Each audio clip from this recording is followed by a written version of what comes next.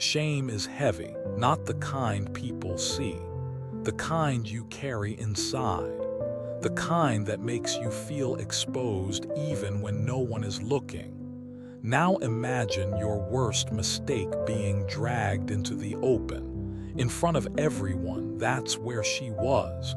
You know that feeling when something you regret feels impossible to hide, when you wish no one would ever find out, because if they did, everything would change.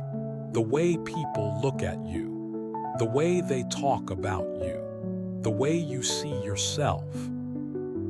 And sometimes the hardest part isn't what others think. It's what you think about yourself. Now imagine this. There's no hiding, no silence, no second chance to keep it secret. Your mistake is exposed, public, loud, unavoidable. That's where she is, dragged through the streets. No dignity, no explanation, only accusation. Hands grabbing her, voices rising around her, people staring, judging, whispering, condemning. She doesn't walk. She's pushed forward, forced into the center of attention. And every step feels heavier than the last, because she knows what this means. This is not just shame. This is the end. They bring her into the temple courts, a place of worship, a place of law, a place where judgment is about to happen. Religious leaders stand there, confident, certain, holding onto their version of justice. They push her forward. She stumbles, falls to the ground, dust rising around her. And suddenly everything goes quiet, not peaceful, tense. Everyone is watching. Then the accusation comes. This woman was caught in adultery. No softness, no mercy, just truth used as a weapon, and the crowd reacts. Some whisper, some look away, others stare, waiting, because they know what the law says. They know what is supposed to happen next. And then the question, they turn to Jesus. What do you say? This is not just about her. It's a trap. If he shows mercy, he breaks the law. If he agrees with them, he condemns her. Either way, they think they win. And she is caught in the middle. Maybe you know what that feels like, to be defined by one moment, one mistake, one decision, as if everything else about you disappears, as if your whole identity becomes the worst thing you've ever done. She doesn't speak. What could she say? There are no words left, only fear, only shame, only waiting for stones, waiting for the end. But Jesus doesn't answer immediately. He doesn't argue, he doesn't react. Instead, he kneels down and begins to write in the dust. No one understands at first. The crowd shifts, confused, impatient. Why isn't he responding? The leaders press harder. They want an answer. They want a verdict. Finally, Jesus stands and speaks, but not to her.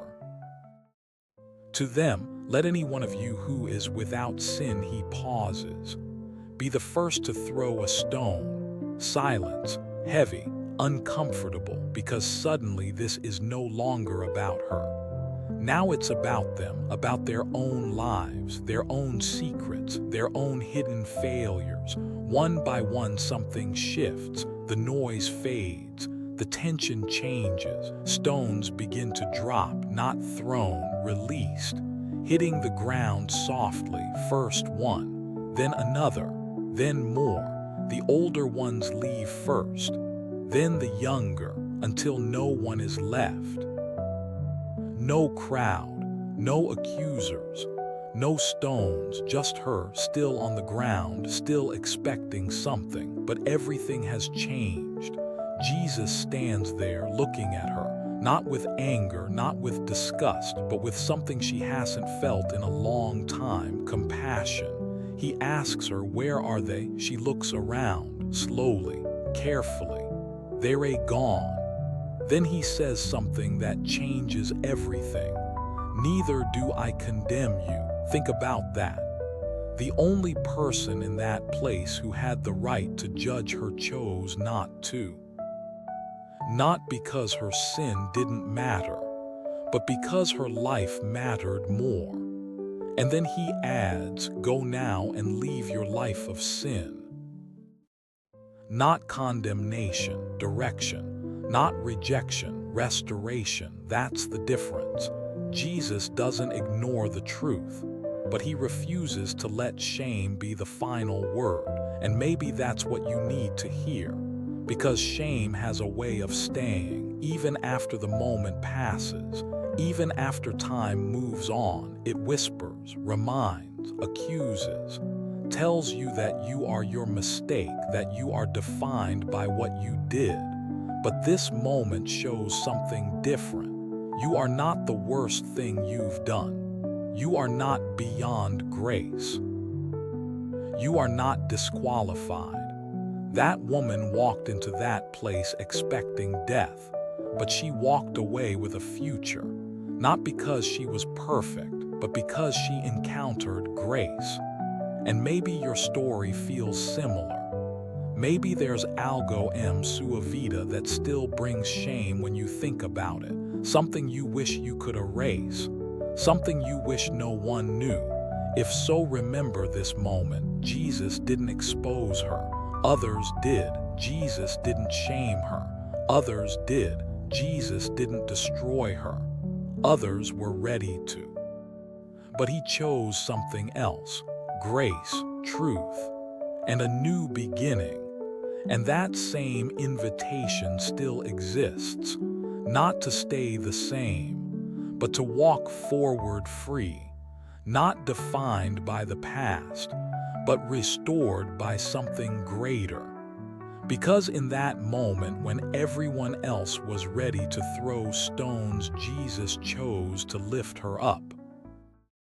And that changes everything.